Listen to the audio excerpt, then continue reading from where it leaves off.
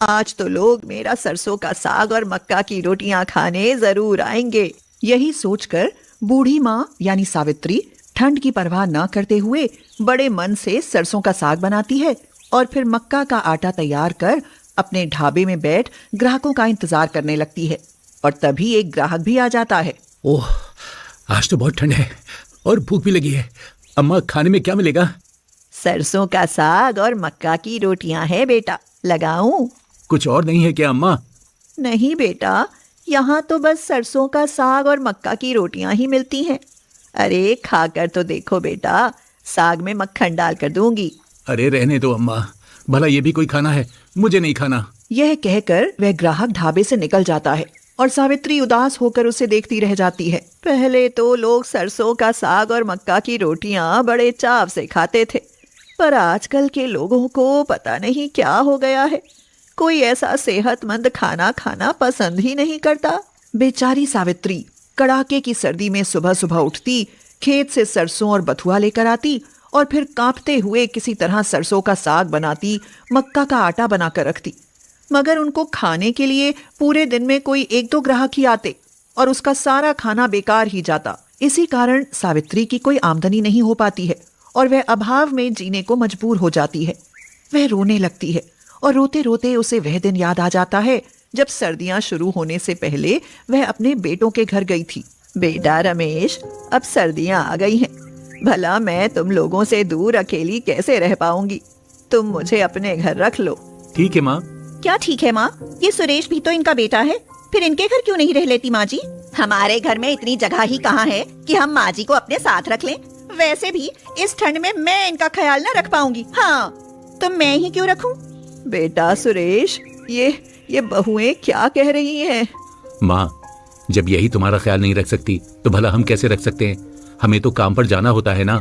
माँ, तुम अपने पुराने घर में ही रहो, हमसे तुम्हारे लिए जो बन पड़ेगा वही कर देंगे। ठीक है बेटा, जब अपने पेट के जाए ही बदल गए तो फिर इन दूसरों की जाई बहुओं से क्या गिला। यही बात याद आते ही सावित्री के आंसू थमने का नाम नहीं लेते। वह काफी देर तक रोती रहती है, मगर तभी उसके पास जोकर जैसा एक बौना ग्राहक आता है और पूछता है, माई, बहुत भूख लगी है, खाना मिलेगा क्या? हाँ हाँ मिलेगा बेटा, आओ बैठो। सावित्री के यह कहने पर बौना आदमी उसके ढाबे में आकर बैठ जाता है और सावित्री उसके सामने सरसों का साग और मक्का की रोटियां रख देती है। सरसों का साग और मक्का की रोटियां देख बौना खुशी से झूम उठता है। हा, सरसों का साग और मक्का की रोटियां, वाह, मजा आ गया। माई, आपने तो मेरा मनपसंद खाना बनाया है। पर लोग तो इसे घास फूस का खाना समझते हैं बेटा, कोई खाना ही नहीं चाहता। माई चिंता ना करो, सब खाएंगे, पहले मैं खा लूं, बहुत भूखा हूँ। हाँ हाँ खा बेटा खा, मैं तुझे गरम गरम रोटियां सेक कर दूंगी।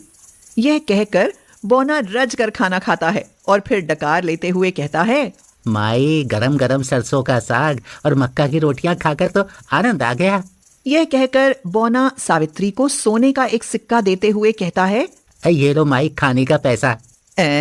सोने का सिक्का?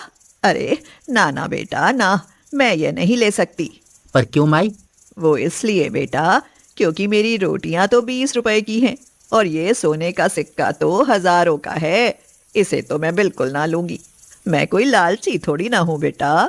पर माई, मेरे पास तो यही पैसा है।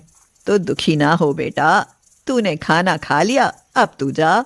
यह सुनकर बौना सिक्के को अपनी जेब में डाल लेता है और कहता है, जाऊं कहाँ माई, मेरा तो दुनिया में कोई नहीं है। माई, क्या मैं इस सर्दी आपके पास रह सकता हूँ? मैं आपके ढाबे में सरसों का साग और मक्का की रोटियां बनाऊंगा, तो देखना आपका ढाबा खूब चलेगा। अरे मुझ बुढ़िया की ऐसी किस्मत कहाँ बेटा, फिर भी तू यही चाहता है तो रह सकता है, तेरे कारण मेरा भी दिल लगा रहेगा। यह कहकर सावित्री बौने को अपने ढाबे में रख लेती। बौना पहले दिन से ही ढाबे का सारा काम संभाल लेता है और सुबह जब तक सावित्री सोकर उठती, उससे पहले ही खेतों से सरसों बथुआ आदि ले आता और सरसों का साग बनाकर रख देता। रोटी बनाने के लिए मक्का का आटा भी तैयार कर देता। यह देख सावित्री फूली नहीं समाती। अरे वाह बौना बेटा, तू तो बड़े काम का निकला रे। तूने तो मेरे उठने से पहले ही खाने की सारी तैयारी कर ली। पर पर क्या माई? पर इस खाने के लिए ग्राहक भी तो चाहिए। वे कहाँ से आएंगे बेटा? आएंगे माई, देखना बहुत लोग आएंगे। आज से जो भी हमारा सरसों का साग और मक्का की रोटियां खाएगा, उंगलियां चाटता रह जाएगा। काश ऐसा हो जाए बेटा। देखना माई, ऐसा ही होगा। उस दिन बौने की यह बात सच ही हो जाती है। उनके ढाबे पर अच्छे ग्राहक आते हैं और जो भी खाना खाता है सचमुच उंगलियां चाटता रह जाता है। अरे वाह, क्या लाजवाब स्वाद है। ऐसा सरसों का साग और मक्का की रोटियां तो पहले कभी नहीं खाई बूढ़ी अम्मा।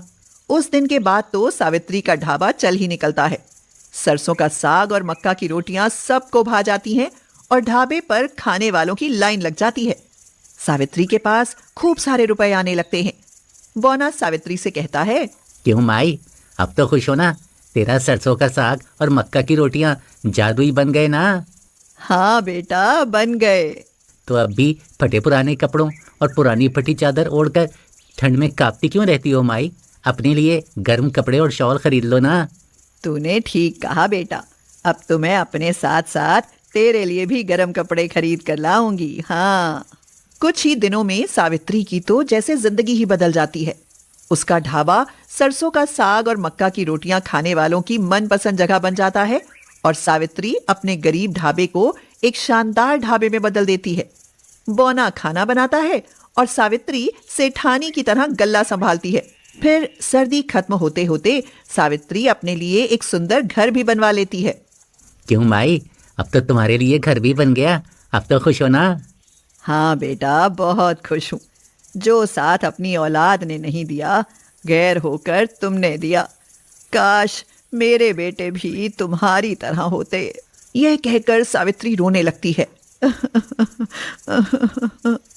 रो मत माई, तेरे बेटे भी मेरे जैसे हो जाएंगे। अरे ना, वे तो ऐसे कभी हो ही नहीं पाएंगे। समय बीतता जाता है और एक दिन रमेश और सुरेश दोनों रोते हुए सावित्री के पास आते हैं। सुरेश कहता है, माँ माँ, हम लुट गए माँ। हम दोनों के बेटे बहुत बीमार हैं। इनके इलाज में हमारा घर तक बिक गया, पर ये ठीक ना हुए। हमारे बेटे सूख कर कांटा हो गए हैं। इन्हें बचा लो माँ जी। आपके पास तो पैसा है। उनकी बातें सुनकर बौना कहता है, इन्हें तो मर ही जाने दो माई। हो सकता है बड़े होकर ये भी तेरे बेटों के जैसे निकम्मे निकले। बौने की यह बात सुनकर सावित्री को बौने पर बहुत गुस्सा आता है और वह उसे लताड़ते हुए कहती है, अरे तूने यह कैसे कहा कि मेरे पोते भी मेरे बेटों जैसे निकम्मे निकलेंगे? भले तूने मेरी मदद की है, पर अब सर्दियां बीत गई हैं। जा, निकल जा मेरे घर से। सावित्री के यह कहते ही बौना एकाएक जिन्न बन जाता है और हंसते हुए सावित्री से कहता है, ओ माँ, मैं तो बस तेरी मदद करने आया था। लो, तेरे पोतों को मैं अभी ठीक किए देता हूँ। अब अपने बेटों के साथ खुश रहे। अच्छा, मैं चला माई। यह कहकर जिन्न सावित्री के पोतों को ठीक करके अदृश्य हो जाता है और सब आश्चर्य से देखते रह जाते हैं।